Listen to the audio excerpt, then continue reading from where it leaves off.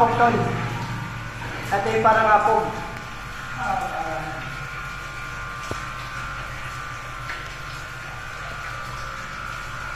Mamaya pababa natin yung metro, malamang kung gaano kalaki. Yan yung dating dating clay. Kaya nagsisipak-sipak siya oh. Lumalim na pala, lagpas tao na. Dati hindi pa siya lumalabas.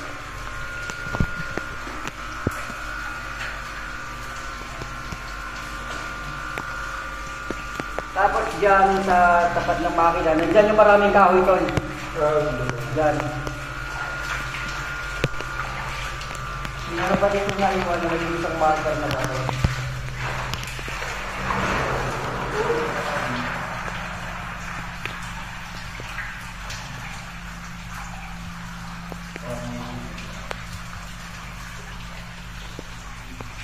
Okay. So yun, no, yung maximum performance naman yung kanyang trabaho. Sa lalim na 90, 91 yata ito or 92. No? Tapos meron dito mga compacted, tapos may mga itong mga P-balls.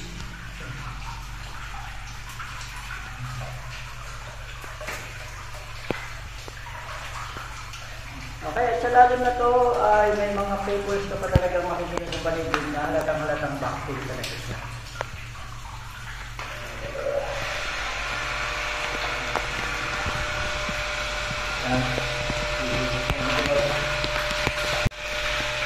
Ngayon, try natin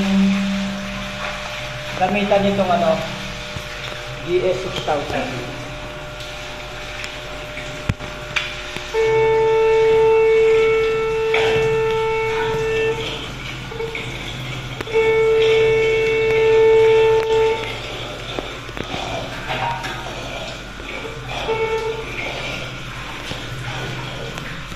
Yung mga lumulutang pang kako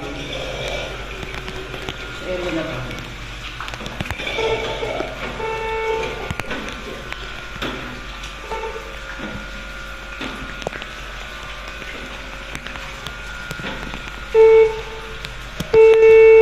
Maki na yun, nililipot na maki na.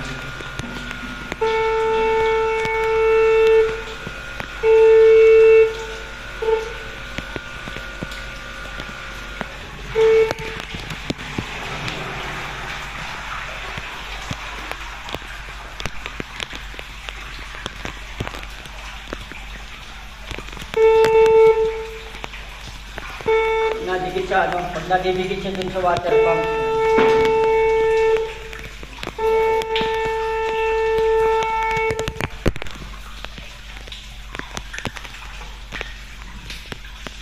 Dapat siya. So kung mga 92 ito, at may deposit na, dapat tutunog na siya sa ilalim. Sa mga paligid niya.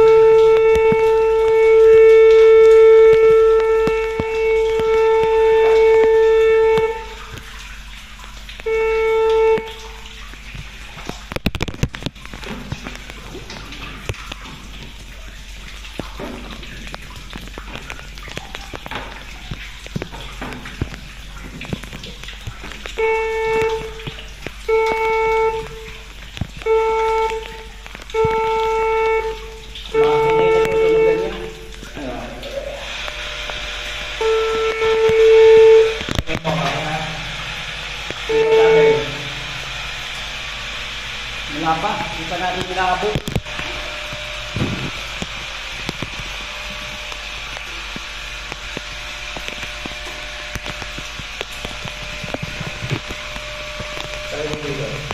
Lilipat ko lang. First, lilipat ko. Lilipat ko lang.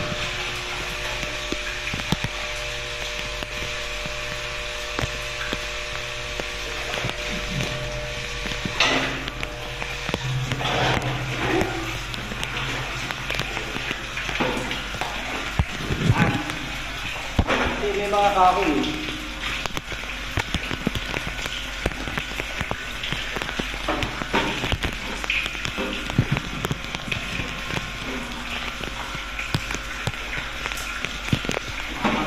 Nilalagpasan. Ito yung pinaka-clay, di ba?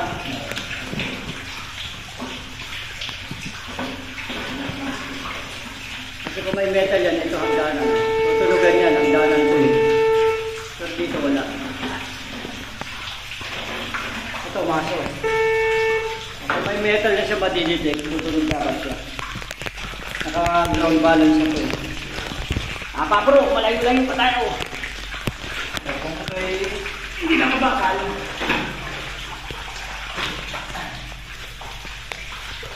Okay, so yan, ginamitan natin itong GS6000. Ito ay pinag-aralan muna ng gusto yung kanyang, pagiging ground balance para hindi makadetect ng mga mineral.